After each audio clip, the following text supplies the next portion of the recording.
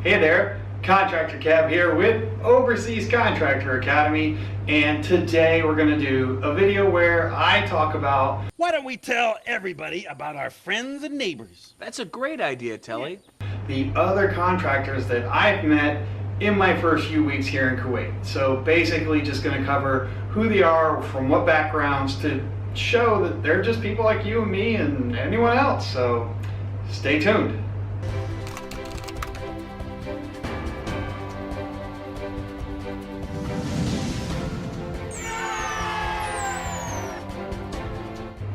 Okay, so the first guy I met, we're not going to use names, so to protect the innocent, and for all I know, he's got his secret identity on. But yeah, so the first guy I met is a white guy from Kansas that does HVAC work.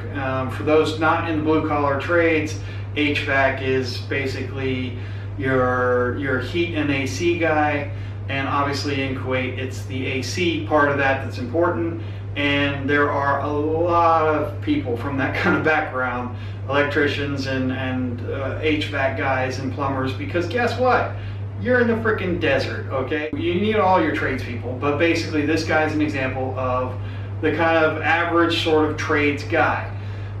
He looked to be, I didn't ask him his specific age, but he looked to be about 30 to 31, somewhere in there. He was married, his wife's at home in Kansas, they're from Kansas, and he did 4 years in the Kansas Army National Guard. And so while on deployment, he was over here working on deployment and met other contractors doing the same work that he was doing, but they were working for a company. And that's what opened the door for him, is he got to talking to them while he was here. Hey, how did you get into this? How much money do you make? That kind of stuff.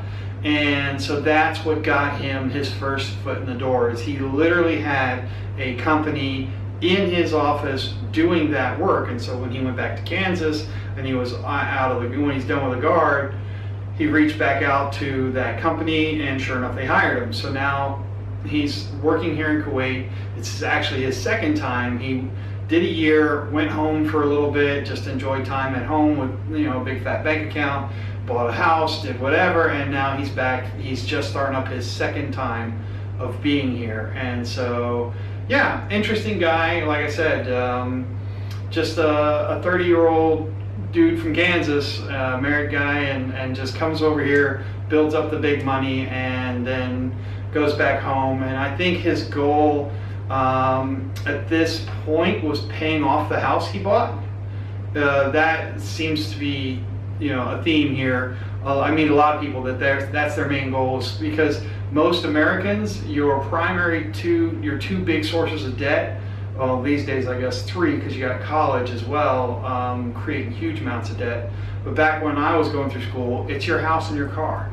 And so if you could eliminate your house payment, that's like a huge part of your budget. And so if you could live the rest of your life in a nice house with no payment, that's a pretty cool place to be. So that's what that guy is here for this time, is just do this year, pay off his house, and then when he goes back to Kansas, life's on easy street. He's got his cars paid off, he's got his house paid off, life is good. So that's the guy from Kansas.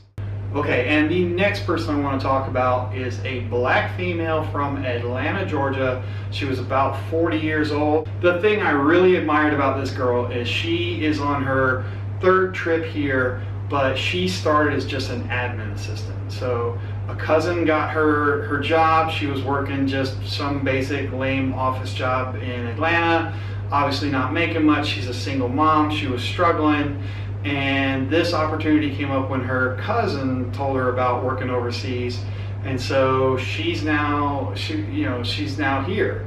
She was never in the military. She just did admin type work, but she worked her way up, first from admin, then doing some project controls type work, and now she's directly assisting the PM and making operational decisions with that company. So nothing but respect for someone who has started at the bottom and worked their way up by effort, by proving themselves, and she's done it. So it's pretty cool. Obviously her goals were about being able to put money into a college fund for her daughter, and get a house down payment, I believe.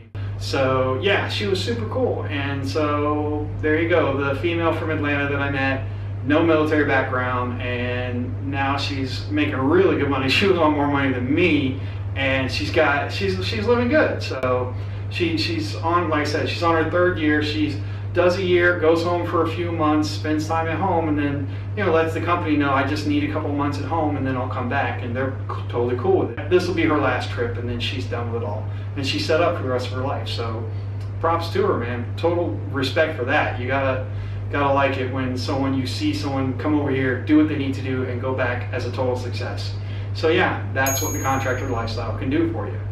So the 3rd guy I want to talk about is a Hispanic guy from Florida that I met that's here in Kuwait doing IT work.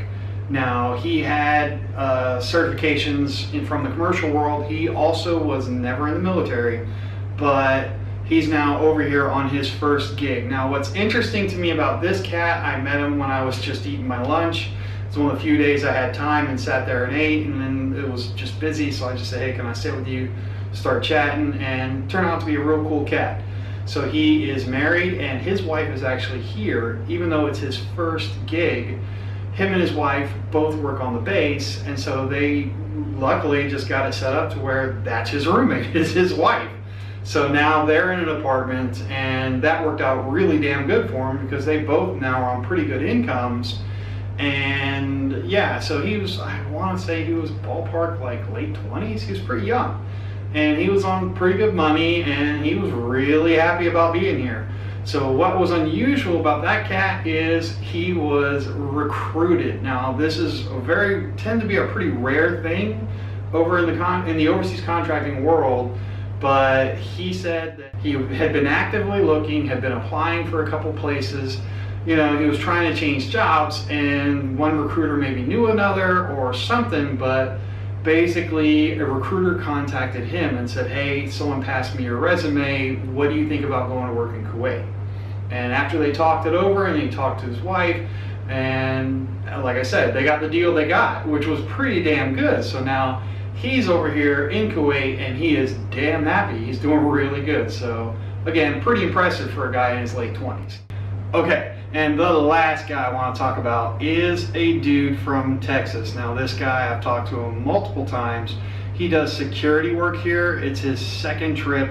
He's newly engaged and wants to have money for the wedding, which apparently I've never been married, so basically no one likes me enough to marry me. So I've never had to worry about having to pay for a wedding, but apparently they're quite expensive. And he also wants money to go to do a lot of training and pay for courses and pay for certifications and things like that to kind of beef up his resume so he can do other things. So it's his 2nd trip over. The first one he came over, made money, did a little bit of traveling, but went back home, was working, and then decided, I'm just going to go back over there and I'll go make some more money. And by then he had the girlfriend and the life, and so they talked it over, and it's like, all right, you go do your 1 year, and when you come back, you'll go to school and you'll set yourself up, you'll get these certifications and pay for the classes and all that. So yeah, like I've often said, there's 2 ways to learn something: the school of hard knocks, which takes a long damn time and it's pretty painful, or you pay for a class, or you go to a school and you learn from people who know.